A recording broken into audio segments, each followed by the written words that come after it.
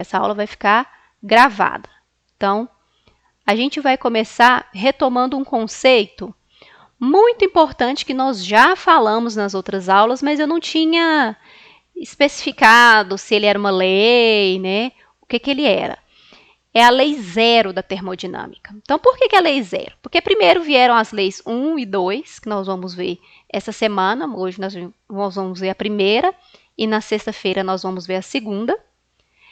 E depois que todo mundo, né, estudou e entendeu o processo da termodinâmica, vieram cientistas e marcaram lá a lei zero, tá? Porque ela foi entendida como uma lei depois de que todo mundo já tinha feito os combinados de termodinâmica, tá? Então, o que acontece? O que é a lei zero? Então, digamos que eu tenho um corpo A, que é esse recipiente aqui, beleza? Ele está sendo aquecido. E um corpo B, que é o meu termômetro. Se eles estão em equilíbrio térmico entre eles, né, com um líquido aqui, um outro corpo, que no meu caso é esse líquido que está dentro do recipiente, então eu posso dizer que se o vidro, né, o recipiente, está em equilíbrio térmico com o líquido e o termômetro está em equilíbrio térmico com o líquido, então eu posso falar que o termômetro está em equilíbrio térmico com o recipiente. Isso que é a lei zero da termodinâmica. A gente falou de equilíbrio térmico nas outras aulas, nós falamos de transferência de calor, que ele vai sempre fluir, o calor sempre vai fluir da fonte quente ou do que tem mais energia ou maior temperatura, naturalmente para o que tem menor energia e menor temperatura. Então, tudo isso que a gente vem falando são os conceitos básicos da lei zero da termodinâmica, tá? São os exemplos práticos, tudo isso que a gente viu até agora, tá? Então, eu até falei lá nas primeiras aulas, quando a gente estava falando de escalas termométricas, que o termômetro ele mede, por exemplo, temperatura indiretamente, porque o que o termômetro faz é entrar em equilíbrio térmico com a coisa que a gente está tentando investigar a temperatura dele. Tá? Então, a gente tem essa lei zero, aí, que é o que nós já vínhamos falando aí desde o princípio aí do nosso curso de física. Porém, hoje nós vamos falar da primeira lei da termodinâmica. Então, o enunciado dela é: quando flui calor para um sistema ou fora dele, e o sistema, gente, vocês podem entender como qualquer coisa que a gente vai observando. Vamos pensar o sistema como uma panela com água no fogo, que é o mais fácil, mais acessível para todo mundo aqui, para a gente imaginar. Então, esse é o meu sistema, a panela com água lá em cima do fogão e ela está sendo aquecida. Então, quando flui calor para esse sistema ou para fora dele, esse sistema, ou seja, a panela com água, ela ganha ou perde uma quantidade de energia igual à quantidade de calor transferido. E quando a gente fala de calor e energia, eu estou falando que ela pode ganhar energia interna, então que a energia lá é referente às moléculas que constituem o sistema. Ela pode perder essa energia, então ela pode diminuir a temperatura. Então, se eu coloquei essa panela que estava em cima do fogo, lá no fogão, coloquei ela na geladeira, por exemplo, então ela vai parar de receber e ela vai começar a ceder calor lá para o refrigerador, para a geladeira. Tá? Então, ela vai diminuir ou ganhar energia interna. Na física, a gente representa energia interna como a letra U. Aqui, ó, essa letrinha U aqui da fórmula. É energia interna. Então, aqui, a gente tem um sistema que pode ser um grupo de átomos, então eu posso tanto, a termodinâmica me dá essa possibilidade de analisar tanto um grupinho de átomos ali num determinado local, no meu laboratório, partículas ou corpos maiores, que é o caso, por exemplo, lá da climatografia. Então, a gente, climatologia, né? A gente observa, por exemplo, formação de nuvens, as chuvas de convecção, tudo isso são observações a níveis macroscópicos, que a gente chama, né? A gente ultrapassa a fronteira do microscópico para o macroscópico. Então, a gente sempre tem que definir o que está dentro do sistema e o que está fora dele. Essa é a dica principal para os problemas de termodinâmica que vocês vão resolver aí nos vestibulares, no Enem, na escola. Então, é definir o que é o seu sistema. Porque se você definir de forma errônea, né? Se você colocar coisa a mais no sistema, você vai ficar muito enrolado e não vai conseguir analisar tudo.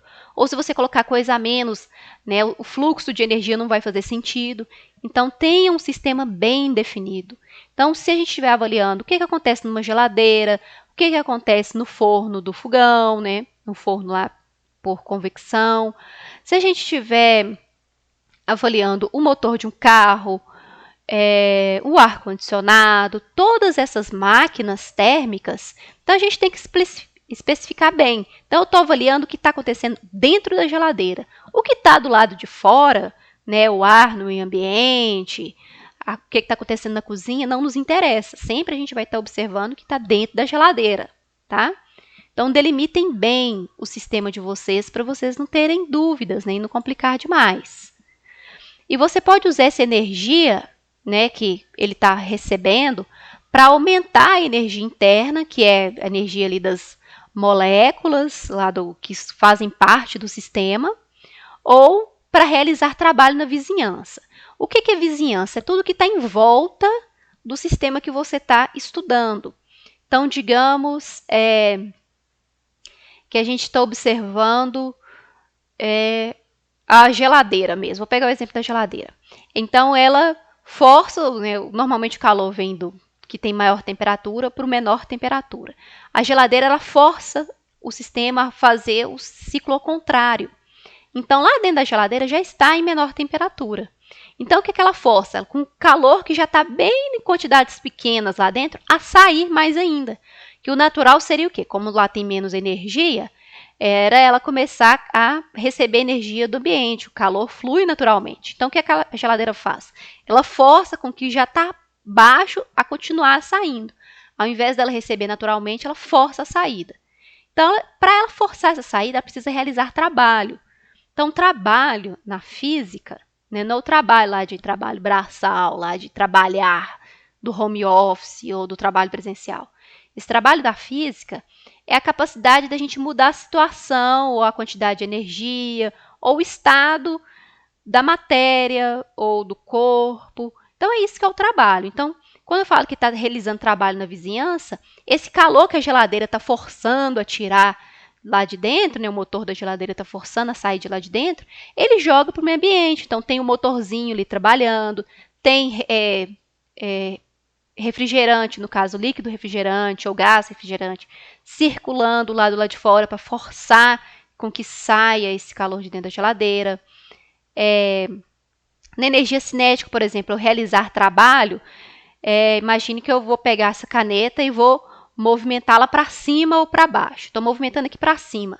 Então, a minha mão realizou trabalho sobre a caneta. Ela estava parada e eu movimentei, eu tirei ela do estado inicial dela. Então, a minha mão fez trabalho sobre a caneta. Então, quando a gente fala que o calor, né, a energia interna pode realizar trabalho na vizinhança, que eu posso aproveitar esse calor, essa energia, para fazer alguma coisa funcionar. Tem um bom exemplo as usinas termoelétricas. Então, eu posso ter a energia interna ali, por exemplo, na energia nuclear, eu tenho lá um processo de fissão ou de fusão nuclear, que ele manda muita energia para o ambiente. E aí, o que eu faço? Ao invés de eu perder essa energia, né, que está emanando em forma de calor e luz, ela ficar escapando por aí, eu coloco ele para poder aquecer uma quantidade de vapor e esse vapor vai gerar depois lá no outro sistema energia elétrica, por exemplo. Vai gerar, não, vai transformar, né, esse vapor, esse movimento do vapor, né, que eu vou provocar com o aquecimento dele, em energia elétrica. Então, eu estou realizando trabalho na vizinhança. O vapor não faz parte do sistema lá na fissão e na fusão nuclear, mas ele acaba sendo movimentado e saído do seu estado inicial por causa da energia interna lá dos átomos que superou as fronteiras da vizinhança. Tudo tranquilo com a primeira lei? Todo mundo entendeu? Alguém quer fazer alguma pergunta sobre o conceito inicial? Pode mandar aí a pergunta na mensagem ou falar. Não pode falar.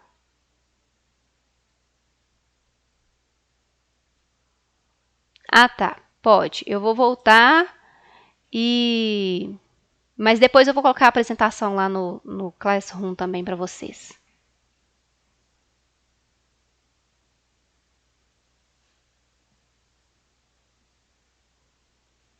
Pode ir? Pode mudar? Eu esqueci de fazer pose para sair na foto. Desculpa.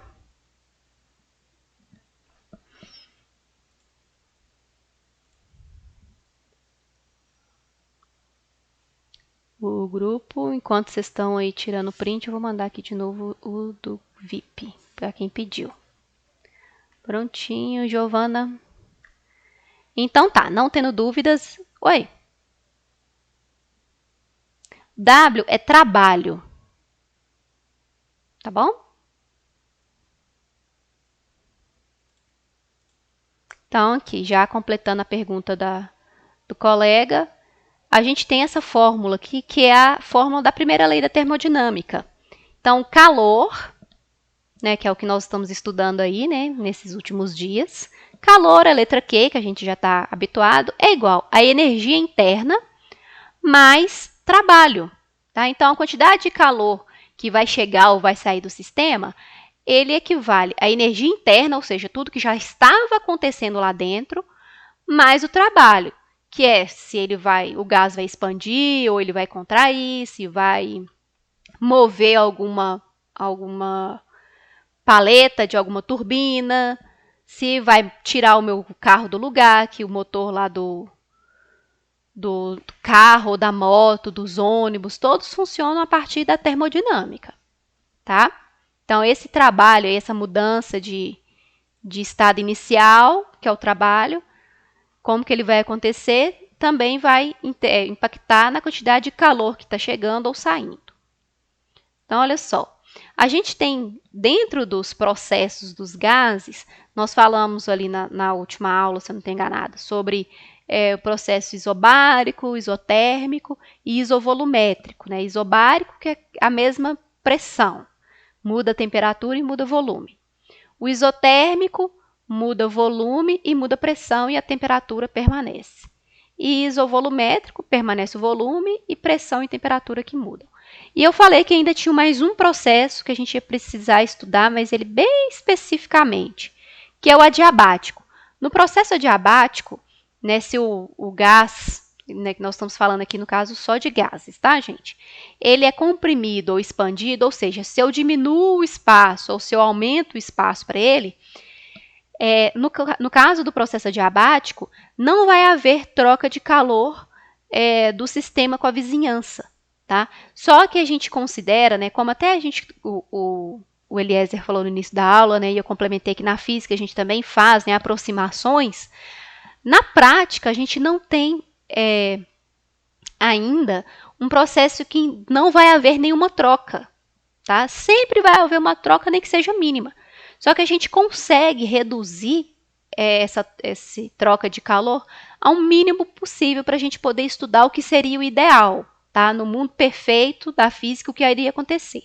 E esses modelos, eles conseguem atender muito fielmente às práticas do dia a dia, né? Tanto que a gente tem os motores, né, dos veículos aí, né, nos carregando para cima e para baixo, e dentro deles, na hora que a gente for falar de máquinas térmicas, vocês vão ver que a gente considera que uma das etapas é a adiabática, tá? Então, o processo adiabático é que o gás expande ou comprime, ou seja, aumenta ou diminui o volume e a pressão, sem haver troca de calor, ou havendo troca mínima ao ponto de a gente considerar que não tem troca de calor. E o que acontece nesse processo adiabático? Já que não tem calor, então a gente iguala, né, a nossa equação lá da primeira lei a zero, já que não tem calor, né? Então é zero. Só que fica esquisito, né, falar que energia interna mais trabalho é igual a zero.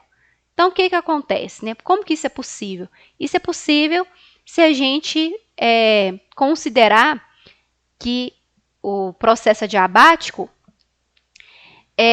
o gás está sofrendo um trabalho do meio externo. Então, ele está sendo comprimido. Tá? Tem alguma coisa apertando ele lá dentro do meu recipiente, do meu sistema. Então, considerando que o trabalho é negativo, né? Ou seja, que o meu sistema está recebendo trabalho, alguém está apertando o gás dentro do meu sistema, eu consigo o processo adiabático, tá? Então, eu sei que a energia interna está lá dentro, nas moléculas do gás estão lá dentro do meu sistema, e ele é comprimido, ele é apertado, ele sofre trabalho. Então, ele tem um trabalho negativo. Aí, para a gente poder deixar tudo mais organizadinho, né, para não ficar nenhum sinal negativo, eu mudei o trabalho só do lado da igualdade. Então, eu deixei tudo positivo, né, eu mandei o que está negativo para o outro lado da igualdade, e eu consigo entender que a energia interna é igual ao trabalho no processo adiabático, e somente nele. Fora disso, eles têm valores diferentes. Aí eu vou perguntar mais uma vez. Alguém tem dúvidas dos processos adiabáticos? Ficou claro? Professora, eu não entendi. Repete, por favor. Todos os problemas de termodinâmica, né? Quando a gente fala de máquinas térmicas, ciclo de Carnot, eles dependem da gente entender o processo adiabático. Então, eu vou repetir a pergunta. A Luana falou que está tudo certo, mas alguém tem alguma dúvida? O que aconteceu aqui que o trabalho virou negativo? Repito, Giovana. Então, eu vou imaginar aqui...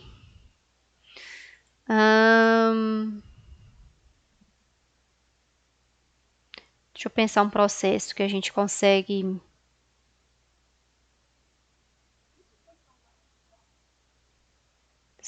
Não, esse aqui é a mesma fórmula.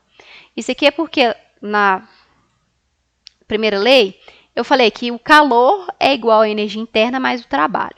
Só que eu abri um parêntese porque existem processos adiabáticos. E nos processos adiabáticos não tem troca de calor. Então, nem calor chega e nem calor sai. Então, calor é igual a zero. Logo, a minha fórmula vai ser toda igual a zero. Então, aqui eu só... não, ele sumiu porque aqui, como não tem troca de calor, então a gente pode falar que o calor é igual a zero. Aí eu só coloquei como calor é igual a zero. E calor também é igual a energia interna mais trabalho. Então, energia interna mais trabalho também vai ser igual a zero, mas só no processo adiabático, né? Nos que não tem troca de calor. Isso, eu só substituí, porque ele é zero mesmo, então eu coloquei ele aqui, só o zero, para não ficar muita coisa. Beleza?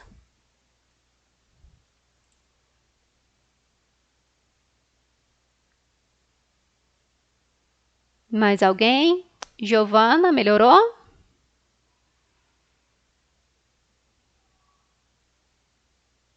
Mais alguém que quer fazer pergunta? Precisa que repete? Ok. No final da aula eu abro lá o Classroom para poder mandar o link aqui também, tá bom? Só se meu computador está na situação que se eu mexer em qualquer página aqui ele vai travar por completo. Aí no final eu mando aqui para vocês. Também, quem não achar nos outros grupos. Então vamos seguindo. Então, tô falando de processo adiabático, né? Me dá um exemplo, Yara, de processo adiabático. Então, o desodorante aerosol, ou o veneno lá dos insetos, né? O aerosol lá pelos pernilongos. Não sei se vocês já repararam. Na hora que você tá lá passando seu desodorante, aerosol, tá, gente? Só os aerosóis. A latinha do aerosol, ela fica mais fria. Não sei se vocês já repararam. A latinha, ela fica fria porque lá dentro tem dois produtos, duas coisas. Tem o gás, que é o do desodorante mesmo, e tem um gás, agora eu vou tentar ser clara no que eu vou falar. Só que ele, em vez dele estar na forma de gás mesmo, ele está na forma líquida. Então, ele está numa fase anterior. E o que acontece? Na hora que você aperta o botãozinho lá do seu desodorante, você está fazendo trabalho sobre o sistema. Então, o gás do desodorante e esse gás outro gás que está lá na forma líquida, né, está uma fase anterior, então você realiza trabalho sobre ele. E ele não troca calor com o ambiente, ou a troca é mínima. Então, na hora que você sente a latinha gelada, é porque como ele não troca calor, esse que está na forma líquida, para ele sair, é ele que faz ser pulverizado o desodorante, tá? Então, para ele, ele precisa mudar de fase. E ele precisa, para mudar de fase, eu preciso de calor latente. Só que o meu sistema não troca calor com o ambiente, né? Porque como ele está pressurizado lá dentro, está com alta pressão, ele não pode trocar calor com o ambiente. Então, na hora que você aperta, você aumenta ainda mais a pressão lá dentro do sistema. Para mudar de fase, esse gás lá liquefeito de petróleo, que é o que vai fazer pulverizar o desodorante, ele rouba calor da latinha. Então, o meu sistema é só o interior da lata. Então, na hora que você está com a mão lá na latinha que você está batendo o desodorante, lá, né, passando o desodorante, o que você sente é o gás que está líquido, né, o GLP que está líquido, roubando o calor da latinha para mudar de fase e sair do desodorante.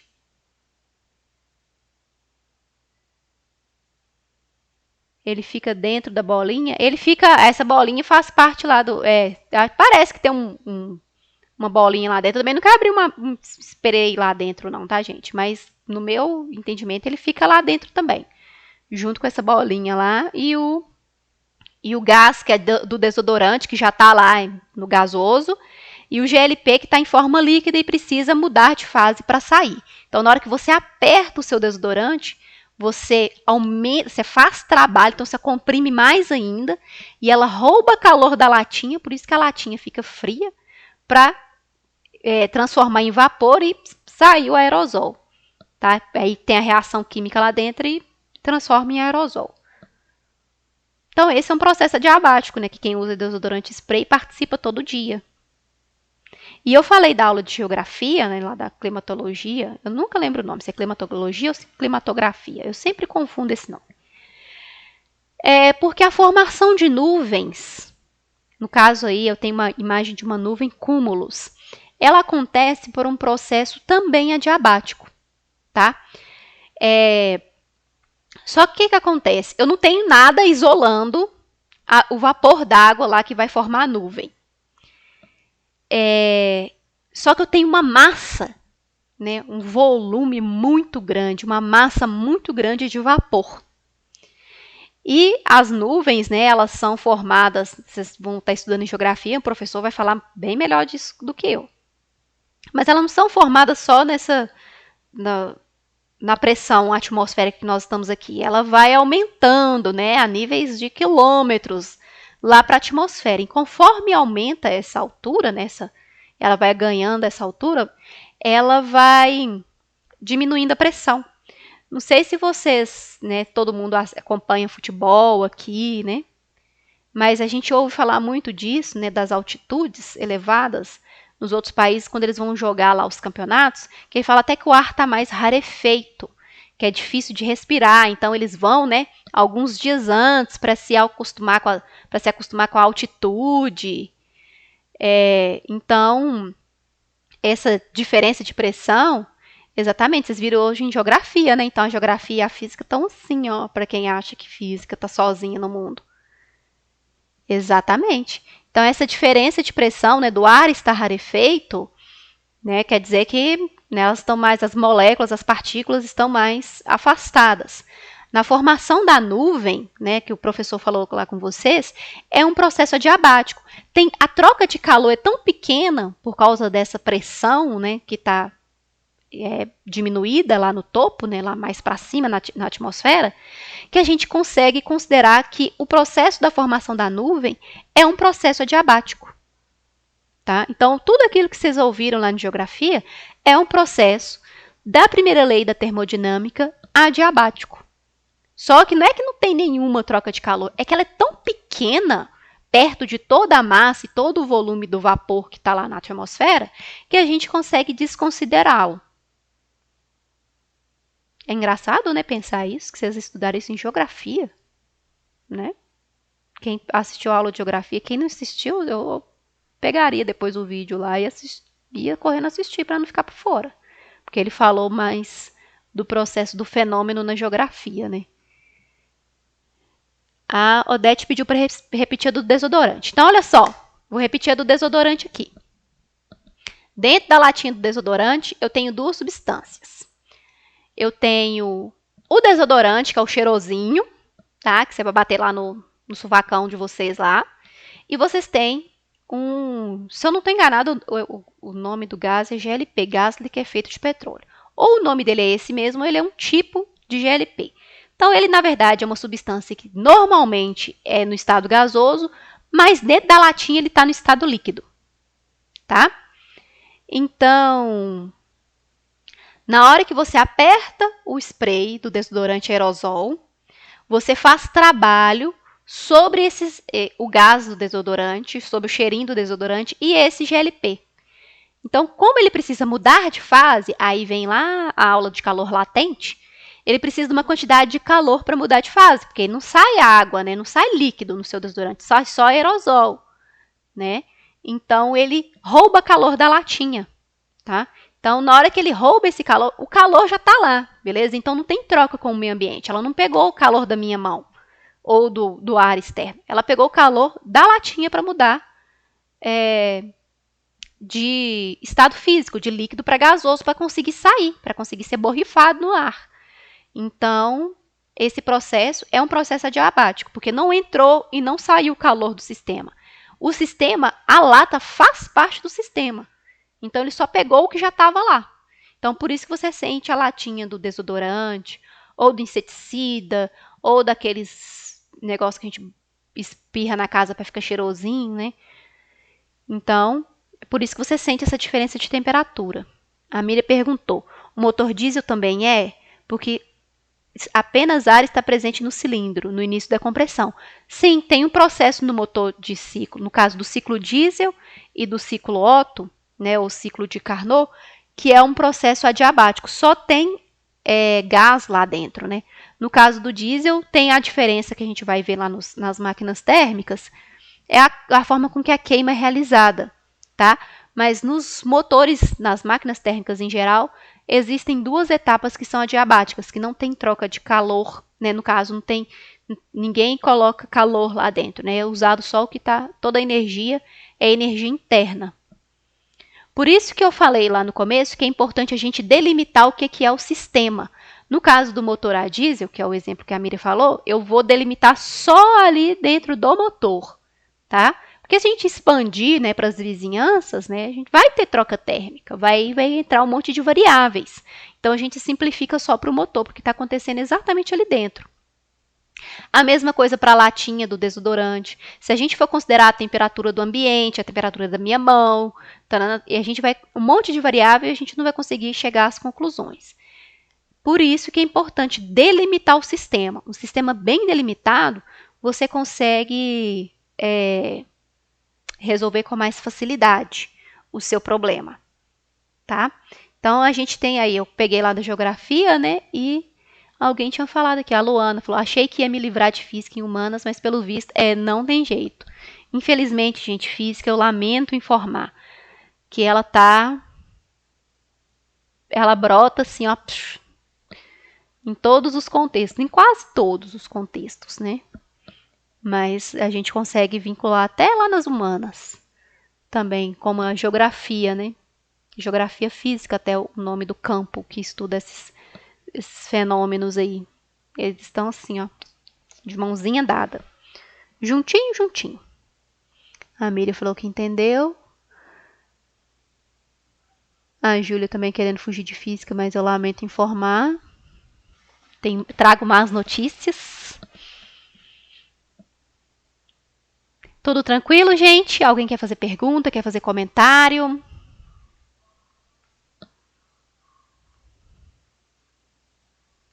Não tendo dúvidas e comentários, eu vou seguir o baile. Agora eu vou falar de máquinas térmicas. Vou dar o exemplo para vocês aqui de o que são máquinas térmicas, como elas funcionam, os gráficos, que são importantíssimos. A Miriam e meu irmão fazem engenharia física na UFG, né? Não tem como fugir mesmo, não. Lamento muito. Eu sei que vocês falam assim, mas no fundo, o coração de vocês fica aquecido com a física. Eu gostaria de pensar dessa forma, tá? Me deixa ser iludida, por favor. Vou explicar aqui agora para vocês máquinas térmicas, que é o grande chunk da primeira lei da termodinâmica. Deixa eu ver se vocês já estão enxergando. Eu deixei já uma prévia adiantada aqui. E deixa só eu mudar aqui na nossa gravação.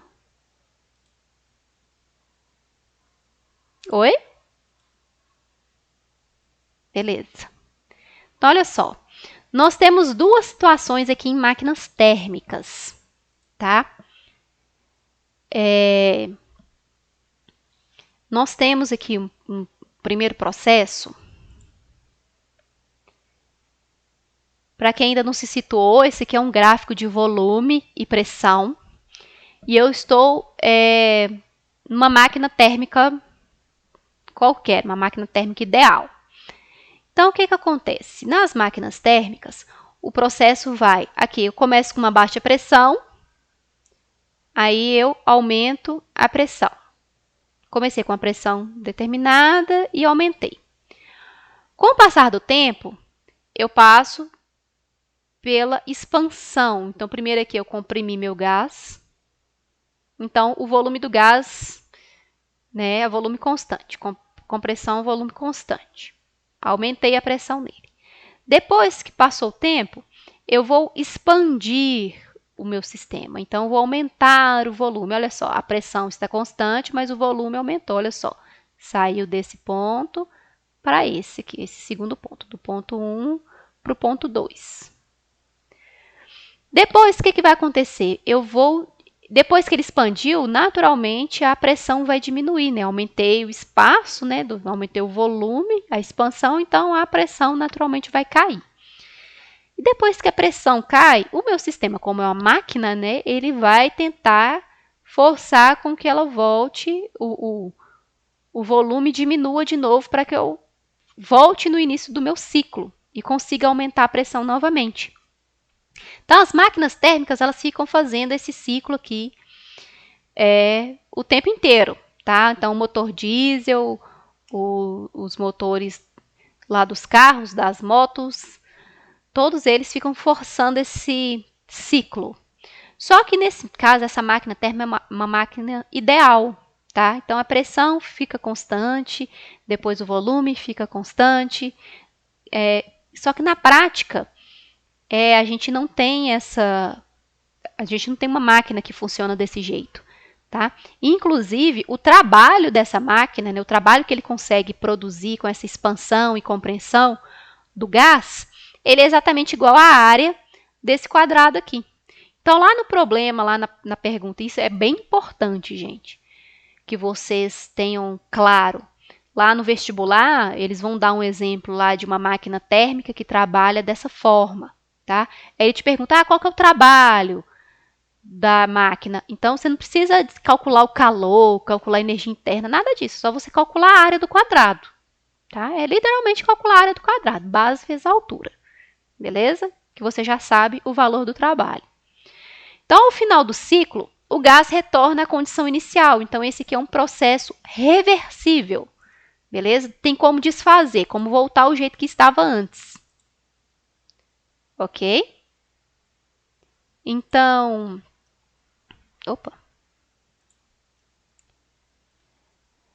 a gente tem aqui um rendimento. Eu consigo calcular o tanto de eficiência dessa minha máquina térmica, tá?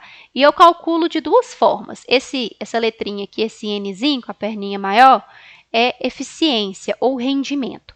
Então, nessa máquina térmica, que é a máquina ideal, a máquina perfeita, o rendimento é o trabalho do ciclo, todo o trabalho, né, que um ciclo faz, dividido pelo calor que ele recebeu.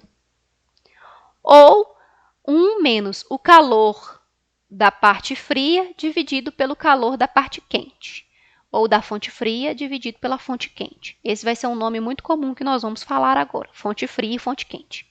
Então, é o rendimento. Então, esse aqui pode render, hipoteticamente, até 100%, porque é a máquina perfeita, beleza? Então, como a gente volta sempre ao início, a energia interna vai ser nula. Isso aqui vai ser igual a zero, tá? Nessa máquina aqui. Porque, no final das contas, eu vou voltar ao estado anterior, então a minha temperatura, por exemplo, vai ser, a temperatura final e inicial vão acabar sendo as mesmas. E essa energia interna aqui é a energia interna das moléculas lá, que a gente falou desde o início, que é o que vai modificar a temperatura. Como a temperatura final e inicial vão ser as mesmas, então a energia é zero, a energia interna é zero.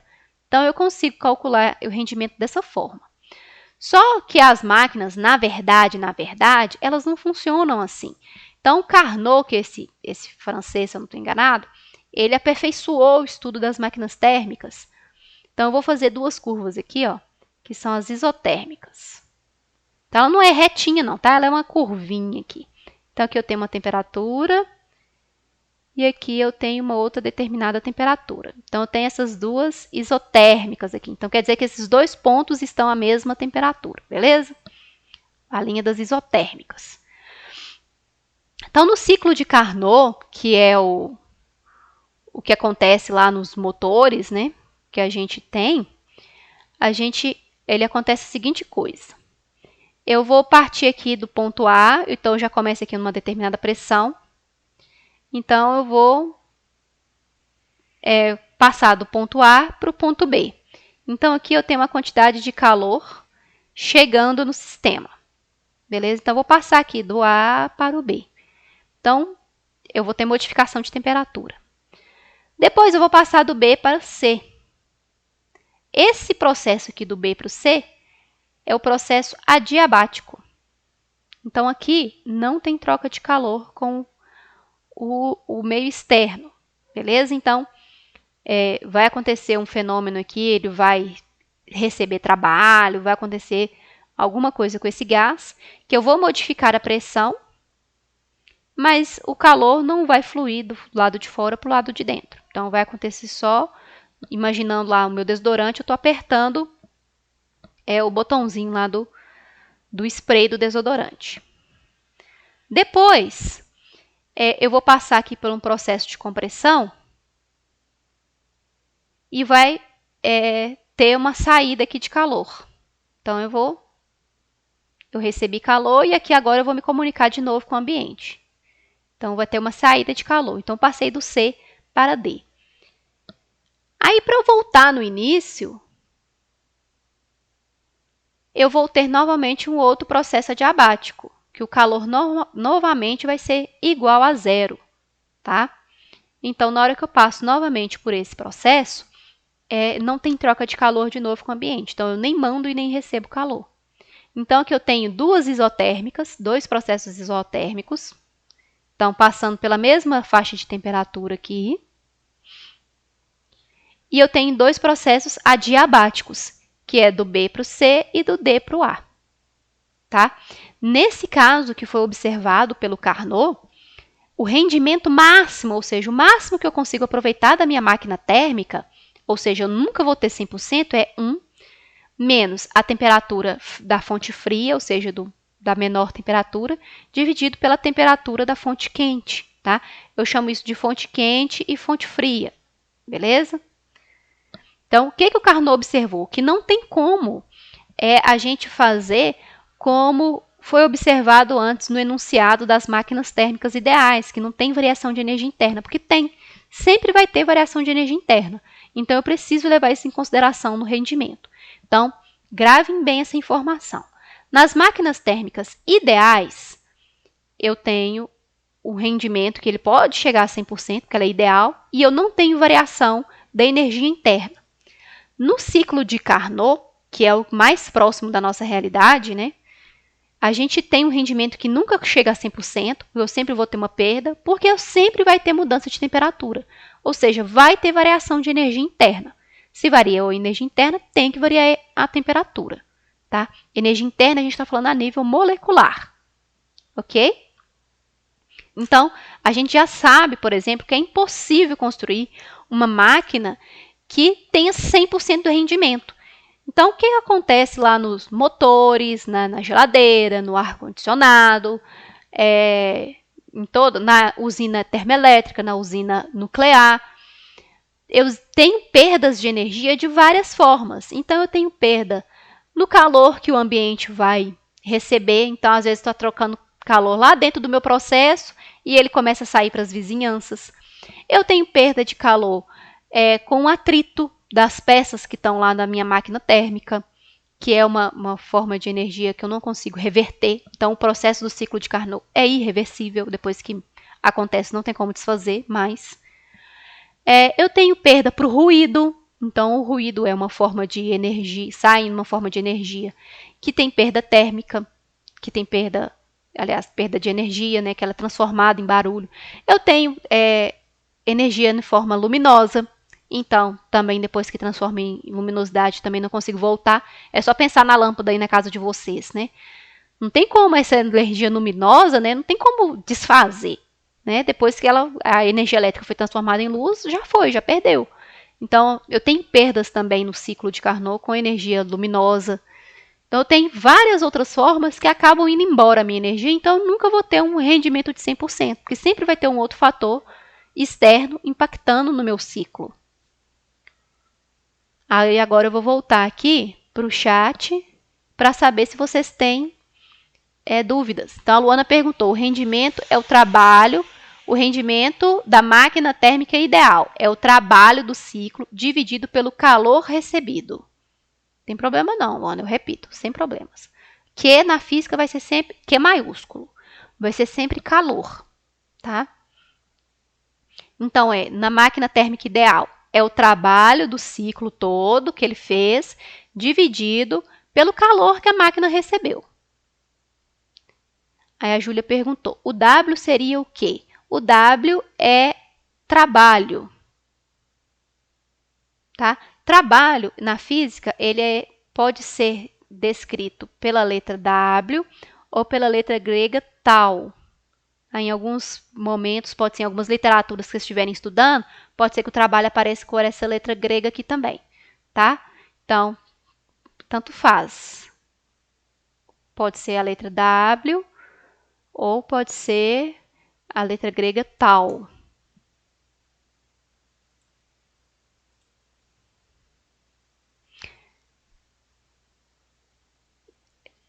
Aqui eu estou falando, não, o volts que você tá falando dos watts.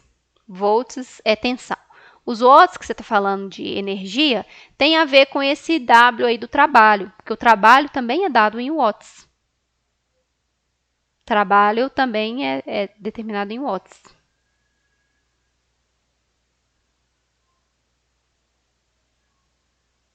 Uhum. Uhum.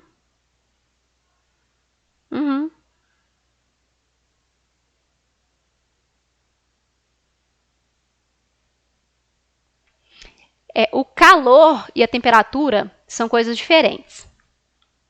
O calor é zero porque eu não estou trocando calor com o ambiente. Só que a temperatura, imagina, vamos imaginar a latinha do spray. Deixa eu ver se eu sou boa de desenho. Eu vou representar aqui a latinha lá do desodorante. Então, aqui eu tenho o que a gente chama de êmbolo. Não é isso que eu quero que faça, não. Eu tenho um êmbolo aqui dentro que vai comprimir o meu gás. Então, na hora que eu apertar lá o spray, ele vai diminuir aqui o volume. Na hora que eu aperto, imagina aqui que as moléculas do gás, elas estão se movendo aqui dentro. Só que elas estão afastadas umas das outras. Com uma determinada energia. Cada moléculazinha lá, né, cada átomozinho está lá tranquilo e sereno. Na hora que eu diminuo, que eu aperto a latinha lá, o spray do desodorante, eu diminuo o espaço que elas têm para se movimentar. Então, olha só, vai acontecer isso aqui, ó. O êmbolo, ele vai vir aqui para baixo. porque eu apertei lá a latinha do desodorante. Aí as minhas moléculas que tinham muito espaço para poder ficarem, né, se movimentando, agora elas não têm muito espaço, então elas vão se chocar umas com as outras. E aí uma vai ganhar uma energia, a outra vai perder um pouco de energia, e elas vão se chocar e vai virar uma confusão aqui dentro, porque aí elas vão se movimentar mais rapidamente. Porque eu diminuí o espaço que elas tinham para poder circular.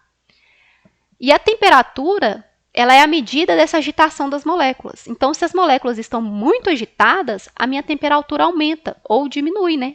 Se eu solto lá o botãozinho do spray, o que vai acontecer? O êmbolo vai subir e as moléculas vão ter mais espaço para poder transitar. Então, elas não vão se chocar umas com as outras, vão ficar louconas lá dentro da lata de spray.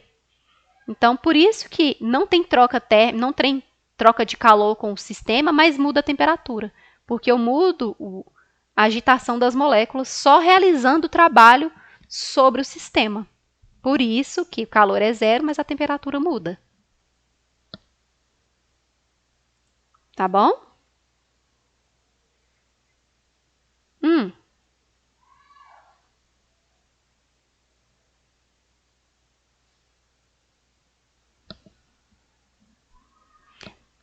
Não, o A e o B estão na mesma temperatura. Essa linha aqui é vermelha, é uma linha da mesma temperatura. Então, o B e o C estão em temperaturas diferentes. Então, vocês vão descobrir a temperatura lá com as formulazinhas que a gente já conhece. Que se tiver mudança de fase, como tem aqui no desodorante, a gente calcula o calor, né, a quantidade de calor. Ou a gente pode calcular mudança de temperatura, sabendo o calor específico, se a gente estiver procurando a temperatura, né? Então, a gente pode calcular o calor latente para mudança de fase e depois calcular o calor sensível, que tem a mudança de temperatura. Ou você pode descobrir o rendimento, tá? Calcular o rendimento. Porque nos problemas, no caso do ciclo de Carnot, eles sempre vão te perguntar ou qual que é o rendimento, ou ele vai te falar o rendimento e vai perguntar qual que era a temperatura da fonte fria. Quando a gente fala fonte fria, a gente fala da a situação de menor temperatura, tá? E fonte quente, situação de maior temperatura, beleza? É isso que é a fonte fria e a fonte quente. Então, ele vai te perguntar ou o rendimento e vai te falar as duas temperaturas, aí você vai ter que interpretar o gráfico aqui e ficar atenta no gráfico, que ele vai te dar os valores. Ou ele vai te perguntar qual que é a temperatura da fonte fria, ou qual que é a temperatura quente, e vai te falar o rendimento no ciclo de Carnot. Ou vai te falar qual que é o calor e perguntar qual que é o trabalho, que aí você vai usar o calor é igual à energia interna mais o trabalho. Mas aí ele vai te falar, lembra lá, a energia interna está relacionada com a temperatura, né? Ele vai te falar a energia interna, vai te falar o calor e perguntar qual que é o trabalho, ou vai dar essas duas variáveis e perguntar qual que é o calor. São assim que aparecem os problemas de ciclo de Carnot nos vestibulares e no Enem. Tá bom? Hoje já não dá tempo mais, mas na próxima aula a gente vai fazer um exercício e nós vamos falar da segunda lei, que a segunda lei é mais simples. Só a primeira que é mais complexa. A segunda lei, ela justifica até a bagunça do nosso quarto. A bagunça da mente também, bagunça do quarto. Oi?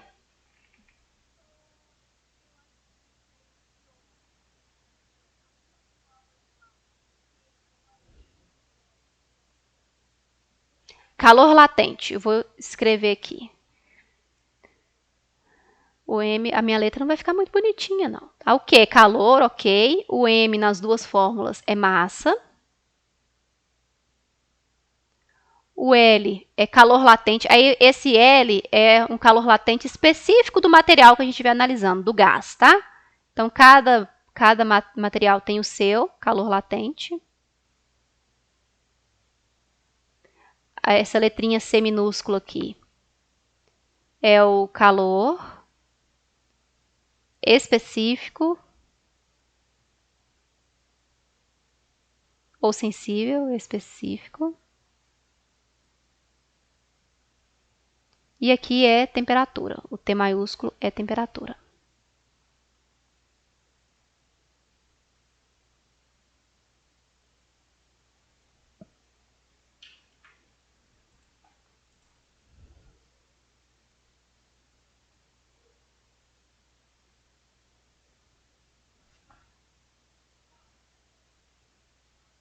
A Odete foi pegar o desodorante, exatamente, isso aí. Vocês podem fazer o processo também, só para eu terminar aqui a aula e liberar vocês para assistir o restinho lá de redação. Se você assoprar na sua mão, se você assoprar igual você assopra uma vela, então você vai ver, você vai sentir aqui na sua mão um arzinho mais friozinho, né, digamos assim. E se você der um bafão, tipo conferindo se você escovou o dente, então você vai sentir um vapor de uma massa de ar mais quente.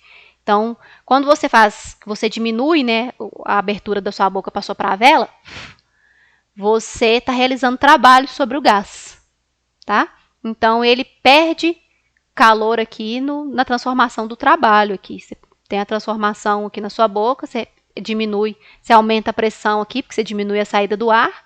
Então, você sente até no seu abdômen, você fazendo uma forcinha, né, para soprar.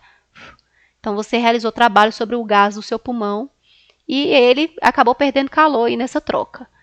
Quando você só dá um bafão para conferir se o seu bafo de cebola está ok ou não, você aumenta a área para onde o gás vai sair, então ele não troca calor. Então você realiza, ele não tem trabalho exercido sobre ele. Então a temperatura lá do gás vai mudar muito pouco. Ao invés de gastar seu desodorante aí também, né? Então a Giovana perguntou onde você encontra a aula gravada. Eu vou postar no YouTube e lá no Google Sala de Aula. Deixa eu aproveitar aqui um tempinho. Vocês tinham pedido, era o código da Google Sala de Aula, né? Eu vou mandar aqui para quem perdeu, quem não tem, para poder entrar lá no Turminha, que aí eu vou postar o vídeo no YouTube e vocês conseguem assistir por lá. Que aí eu deixo disponível lá na sala de aula. É bom que vocês já fazem também o exercício que está lá. Vou copiar o código da turma aqui. E aí está o código da turma. Tudo tranquilo, galeras? Não tendo dúvidas, eu vou deixar vocês aproveitarem o restinho da aula de redação.